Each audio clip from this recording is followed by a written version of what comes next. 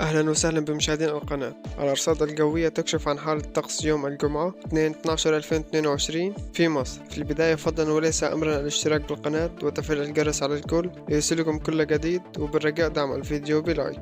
أما عن حالة الطقس فيكون طقس مائل للبرودة في الصباح الباكر، معتدل الحرارة نهارا على القاهرة الكبرى والوجه البحري والسواحل الشمالية وشمال الصعيد، وطقس حار على جنوب سيناء وجنوب الصعيد، وطقس مائل للبرودة ليلا على أغلب الأنحاء، وشبورة مائية صباحا قد تكون كثيفة أحيانا على بعض الطرق المؤدية من وإلى القاهرة الكبرى والوجه البحري والسواحل الشمالية ومدن القناة وشمال الصعيد ووسط سيناء. والطقس يكون مشمس على جنوب الصعيد، ويكون غائم جزئيا على كل الأنحاء ما عدا جنوب الصعيد. أما درجات الحرارة المتوقعة غدا الجمعة فسجلت القاهرة العظمى 24، الصغرى 15، الإسكندرية 23/14، سوهاج 26/12، بني سويف 24/13، أسوان 27/15، الأقصر 26/11، مطروح 22/13، قنا 28/13. وشكرا لكم على حسن الاستماع.